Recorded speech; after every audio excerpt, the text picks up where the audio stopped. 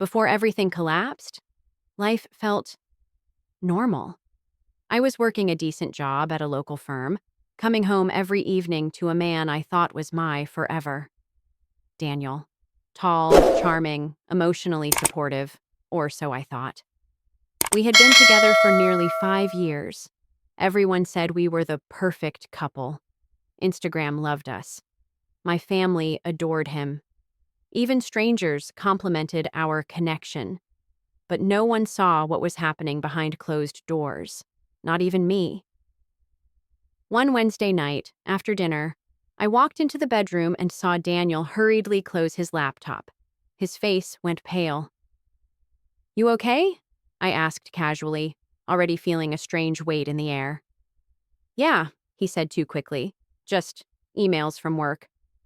He smiled, but it wasn't the smile I knew. Something was off. The next day, I noticed his phone kept buzzing, but every time it did, he flipped it over. I asked him who it was once, playfully. He shrugged. "Spam." "Spam doesn't text at 2 a.m., Daniel." Still, I pushed the thought away. I was tired, maybe even in denial. That night, I couldn't sleep. My gut kept twisting, a silent scream in the dark. So I got up, walked to the kitchen for water, and that's when I heard it. Daniel, whispering, on the phone, at 2:47 a.m. "No, she doesn't know. I'll see you this weekend." I stood frozen. My heart dropped. I didn't say anything. I crept back into the bedroom, lay on the bed, and stared at the ceiling until sunrise. The next morning. At breakfast, I stirred my coffee in silence. Daniel entered, acting like nothing happened. I looked up and asked, "Who were you talking to last night?" He blinked. "What?" "Last night, around 2:45, I heard you." He stared at me, then chuckled nervously. "You're overthinking again. I was on the phone with my boss. Time zones, remember? He's in London." The lie came too easily. "But you said she doesn't know." He froze. For just a second, a flicker. The mask slipped. Then, another lie. "Oh, that?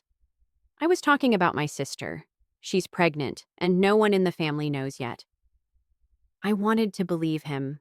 God, I needed to believe him. But something deep inside me whispered louder this time. He's hiding something. Later that night, I was scrolling through my messages when a DM request popped up on Instagram. From a woman named Melanie. It simply said, "Hi, I'm sorry to message you like this, but are you Daniel's girlfriend?" I stared at the screen, my stomach lurching. I replied, "Yes." "Why?" 3 dots appeared, typing. Then this. "I've been seeing him for 6 months. He told me he was single. We've been going on trips together. I didn't know about you until I saw your photo on his birthday post." Everything in me shattered. My heart started pounding. I scrolled through her profile. Pictures of Daniel, my Daniel, holding her hand, kissing her cheek, standing shirtless on a beach I wasn't at. My world, my reality was crumbling, and I hadn't even begun to feel the full weight of it. Didn't scream. I didn't cry. I walked into the bathroom, locked the door, and slid down to the cold floor tiles, trying to remember how to breathe. I slept there that night. What I didn't know was that this was only the beginning. The real betrayal was still waiting to be uncovered. The next morning, I didn't get out of the bathroom. I laid there, wrapped in a towel, my head resting on the edge of the bathtub. The messages from Melanie were burned into my mind. Every time I closed my eyes, I saw her photos with him. I heard his laugh, the same laugh he gave me, now echoing in someone else's world. Daniel knocked once, lightly. "Babe, you okay? You didn't come to bed." I didn't answer. "Come on, talk to me," he said again, voice slightly more serious now. "Are you sick?" "No, Daniel. I'm not sick. I'm destroyed." I finally opened the door after an hour and walked past him without a word. He followed. "You're scaring me now. What's going on?" I turned to him slowly and said, Melanie messaged me. His face dropped like a curtain falling on a stage. All the color drained from it. I, who? He stuttered. Melanie, the woman you've been seeing for 6 months. You told her you were single. You took her to Santorini. Nice touch, by the way. He didn't even try to deny it. Just stood there, frozen. Say something, Daniel. I messed up, he whispered. I didn't mean for it to go this far. A classic line, a pathetic excuse. You didn't mean to lie to both of us? I asked. He looked away. I wanted to tell you. I didn't know how. No, Daniel. You knew how. You just didn't care enough to stop. Just when I thought I had found the worst of it, it got worse. Melanie and I kept talking. I didn't know why. Maybe I wanted confirmation that I wasn't going insane. Maybe I wanted her pain to reflect mine. But what she sent me next broke something deep inside me. A screenshot. A group chat. There were 3 women in it. 3. I thought I was the only one, Melanie messaged me. But when I searched his name on Facebook, I found another girl tagged in an old post. I messaged her. She had the same story. Then she found another. We made a group. I wanted to vomit. He wasn't just cheating. He was living double, triple, maybe quadruple lives. Each woman thought she was special, and each of us had been fed the same lies. You're my future. You're my peace. I've never felt this way before. Copy.paste.deceive. Repeat. I sat back on the floor, that cold bathroom tile now my only reliable truth. It didn't lie. It didn't manipulate. It just stayed still. Solid. Honest. That evening, I confronted him again. How many are we, Daniel? I asked, dead inside. He looked at me, confused. How many girlfriends do you have? I clarified. He didn't answer. I raised my voice. 2? 3? 4? What's the number, Daniel? He rubbed his face, pacing. I don't know. It wasn't supposed to go this far. I laughed, a bitter, broken laugh. You don't know how many women you've been lying to? I didn't mean to hurt anyone, he repeated like a broken record. And then, the biggest twist of the night. I think I'm in love with you, he said. That's the truth. I stared at him. That's your truth? I whispered. After everything you've done? He nodded. You're the only one who ever really saw me. And that's when I knew. He didn't love me. He loved what I gave him. Blind trust, loyalty, the version of himself he could pretend to be. But love? Love doesn't leave someone crying on a bathroom floor. Thought I'd heard it all. But nothing prepared me for what I would discover in his closet the next morning. The next morning, I got up early. Not because I slept well. Trust me, I didn't. I spent half the night curled up on the bathroom floor again, eyes wide open, replaying every moment, every kiss, every I love you that now felt scripted. But this morning, something felt different. Like my mind had shifted from grief to suspicion. And when someone breaks you like that, every detail starts to feel like a clue. I remembered something Melanie had said during our chat. He never let me near his closet, ever. Said he was just messy. Weird, right? At the time, I didn't think much of it. But now, that sentence rang in my head like an alarm. So, while Daniel was out, running errands, according to his 7 a.m. sticky note, I walked straight to the closet. It was locked. We'd been living together for 3 years. And I never even realized he had added a lock to his side of the closet. I searched the drawers for a key. Nothing. Then I remembered. He once left a backup key in his gym bag. I found it. My hands were shaking as I unlocked it and opened the doors. And then, I froze. Inside were 3 shoeboxes, all labeled with names. Melanie, Cassie, Jenna. Each box was neatly packed with photos, letters, and small personal items. Notes, gifts, receipts from restaurants, even ticket stubs. One had a scarf that still smelled faintly of perfume. It was like some kind of twisted trophy shelf. And there was one more box. Mine. My breath caught. I opened it. Inside were my birthday cards to him, a small charm I gave him on our anniversary, and a note I'd written that said, "Forever, no matter what." He'd kept it, just like the others. We weren't special. We were a collection. He came home an hour later. I was sitting on the bed, holding my box. He stopped in the doorway. "You opened it," he said, eyes wide. "I did." Silence. "I want you to explain this," I said, keeping my voice level. "Why do you have these? Why did you keep souvenirs like you're building a museum of heartbreak?" He swallowed. "It's not what you think." "Oh, no," I said, standing up. "Because it looks a lot like you've been rotating women through your life like seasons. And we all ended up archived in your sick little storage system." "They meant something to me," he said weakly. "We meant something to you?" I corrected him. "Because this says we were all replaceable." Then he said something I never expected. "I was diagnosed with narcissistic personality disorder 2 years ago. I've been trying to manage it, but I lose control sometimes. I compartmentalize people." For a moment, I was speechless. "You're telling me you knew you were doing this, and you did it anyway?" I wanted to stop. I thought with you, maybe it would be different. "That's the thing, Daniel," I whispered. "You didn't want me. You wanted what I thought you were." I felt my legs give way, and I sank onto the bed again. Daniel sat beside me, for the first time truly quiet. "You need help," I said softly. "Serious help. But I can't be part of your healing.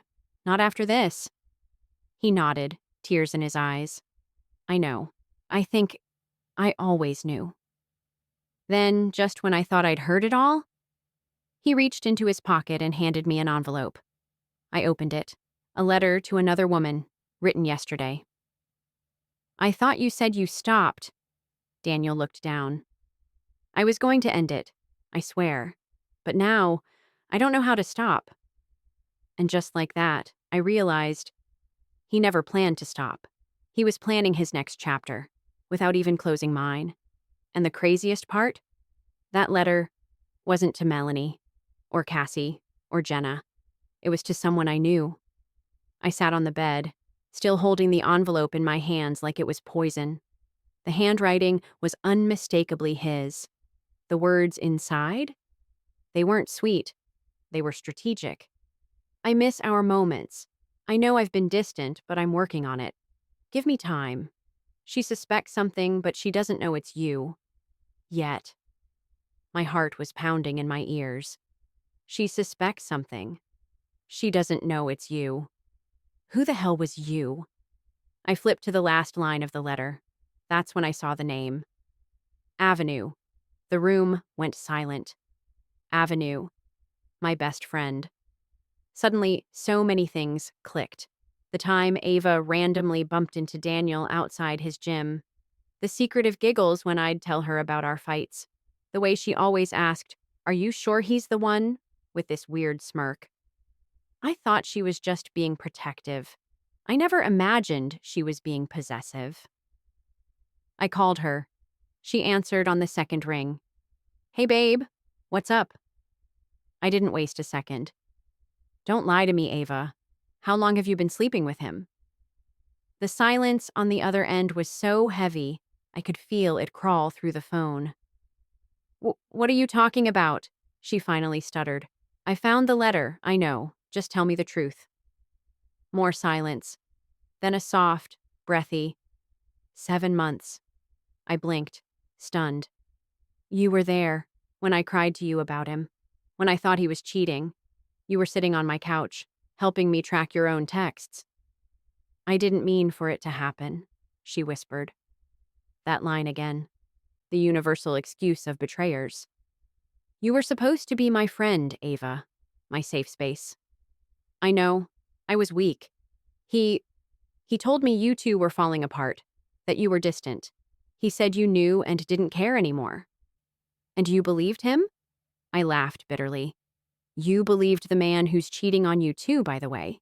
Because you're not the only one, Ava." Her voice cracked. There's more? There's always more with him. I was still on the call when Daniel walked back into the room. I held the phone up. Say hi to Ava. He froze. I put the call on speaker. Daniel? Ava said quietly. He looked between me and the phone like a deer in headlights. You wrote her a letter yesterday. You gave it to me thinking I wouldn't open it. Don't, I snapped. Don't even try. Then he said something that made my skin crawl. She was supposed to be the backup plan.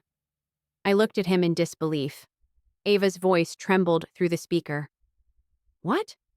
You both weren't supposed to find out at the same time, he muttered. I ended the call.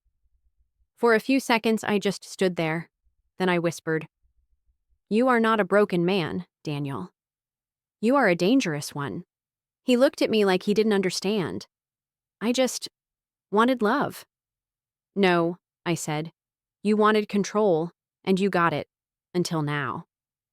I picked up all 4 shoe boxes and dumped them in front of him. Your museum is closed. I blocked Ava. I blocked Daniel. But what I didn't expect was the knock on my door 2 days later. When I opened it, I wasn't ready for what I saw. It wasn't Daniel. It wasn't Ava. It was someone else from Daniel's past. And what she told me next changed everything. 2 days had passed. 2 long, silent days since I blocked Daniel and Ava. No calls, no messages. Just quiet. Heavy, suffocating quiet. Then a knock. At first, I thought it might be Ava again, or Daniel, ready to beg. I almost didn't open it, but curiosity, pain's reckless twin, pulled me forward. I opened the door slowly. She stood there, early 30s, no makeup, eyes tired but focused. She clutched a folder to her chest like it was a lifeline. Hi, are you Daniel's ex? She asked. I stared, blinking. Which one? She gave a weak, sad laugh. I guess that says a lot already. My name's Mara. Can I come in? Please, I think you need to see this. We sat at my kitchen table. I still hadn't said much. She opened the folder and placed a few documents in front of me. Printouts, photos, and what looked like a timeline. Her hands trembled slightly. I was with Daniel 5 years ago. We lived together. I thought I was going to marry him, until I found out I wasn't the only one. My stomach turned. Another one, of course. But that's not why I'm here, she said quickly. This is why. She slid a photo toward me. It was of a young woman, blonde, smiling, carefree. She's my sister, Mara said softly. Her name was Chloe. Was. She was seeing Daniel too, while he was with me. I only found out after she died. I froze. Wait, died? Mara nodded, swallowing hard. Suicide. 2 years ago? Silence. I'm not saying Daniel is the reason, but the timing, the messages, the things she wrote in her journal, it all led back to him. She thought he loved her, thought he was going to leave me for her. He ghosted her the night she told him she was pregnant. I never even knew about Chloe, I whispered. He never mentioned anything like this. He wouldn't, Mara said. He disappears. That's what he does. And if you try to hold him accountable, he flips the script, makes you the crazy one. She slid over a few printed screenshots, old emails, messages between Daniel and her sister. The tone was identical to the ones I had seen him send to me, to Ava, and to the other women. Same pet names, same promises, same lies. He recycles everything, I muttered. Like we're just characters in his fantasy. Mara nodded. You're not the only one still recovering. There are others. I found 3 more women in a support group online. He finds people who give him admiration, who don't question him. He builds the perfect illusion, then shatters it when he's done. I sat back in my chair, shaking. All this time, I thought I was the main one, the real one. But there was no main. There was no real version of Daniel, just versions he crafted for control. He's not just a cheater, I said. He's a manipulator, A predator. Mara's eyes met mine. Exactly. I came to you because you're the first one who's actually cut him off. The others, they always go back. He pulls them back in. Not this time, I said quietly. I'm done being one of his stories. Before leaving, Mara handed me one last document, a printout of an official report. I scanned it, and my heart nearly stopped. Daniel had legally changed his name 4 years ago. The man I thought I knew wasn't even Daniel. I looked up at Mara, my hands shaking. Who is he? She paused at the door. That's what I've been trying to figure out. And if you want to help me expose him, I've got a plan. After Mara left, I didn't sleep. Not even for a second. I sat at my kitchen table, staring at the printout of Daniel's name change records. I couldn't believe it. The man I'd loved, lived with, planned a future with, wasn't even Daniel. His real name was Ethan Marks. And apparently he had a long trail of women, fake stories, and legal complaints following him under that name. No convictions, but plenty of silence. Settlements. People who gave up trying. But not us. Mara and I met again the next day.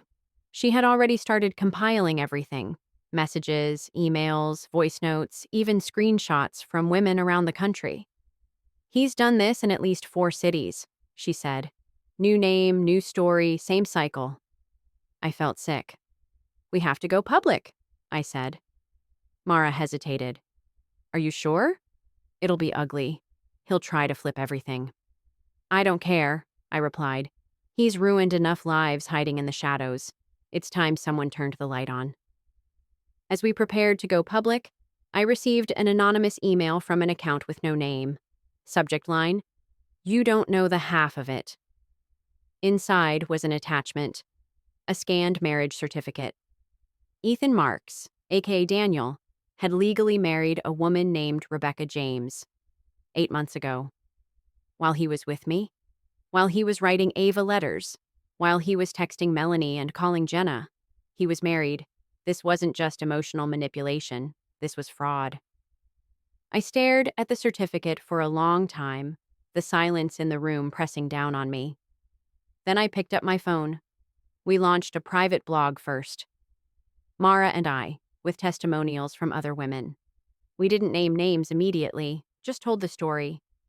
We shared how someone could create a web of lies so believable, you'd swear you were the only one. Within 48 hours, the blog had over 50,000 views. Then a journalist reached out. And after that, everything spiraled fast. A podcast interviewed us. The blog made its way to Facebook groups. Twitter threads exploded. Women from other states messaged with eerily similar stories. One even said she almost married him, but called it off last minute when he disappeared for a week. We weren't just victims of a toxic relationship. We were survivors of a serial manipulator. Daniel, or Ethan, finally broke his silence. He emailed me, "You're ruining my life. This isn't what I wanted." I replied with just one sentence, "You already ruined ours." Then, silence. His accounts went dark. His number disconnected. According to one of the women, he skipped town again, probably starting over somewhere new. New name. New story. Same lies. But this time, we left a trail. And this time, he won't be able to run forever. It took months to recover. Therapy, grief, long nights. But slowly, life returned. The fog lifted. And with it came strength. I got my apartment back, painted the walls, changed the locks, donated every item he ever touched, and on the bathroom floor, where I once broke down in pieces, I stood up barefoot, finally breathing again. So, that's my story. From a perfect love to the most traumatic chapter of my life. From betrayal to truth. From silence to strength. Now I want to hear from you. What would you have done in my place? Would you have forgiven him or gone even further? Tell me in the comments. And if you made it this far, thank you for listening. Please like, share, and subscribe for more true, emotional stories just like this one. Until next time, stay strong, stay smart, and trust your instincts. Love, have you ever been so emotionally broken, so shattered, that the safest place you could find was the cold tile of a bathroom floor? For 3 nights straight, I couldn't eat. I couldn't think. I just laid there, staring at the ceiling, asking myself, how did my life end up like this? But the worst part? The person who caused it was the one I trusted the most. This isn't just a story of heartbreak. It's about betrayal, secrets I never saw coming, and a truth so painful, it nearly destroyed me. And if you think you've heard it all, wait until you find out what happened on the fourth night.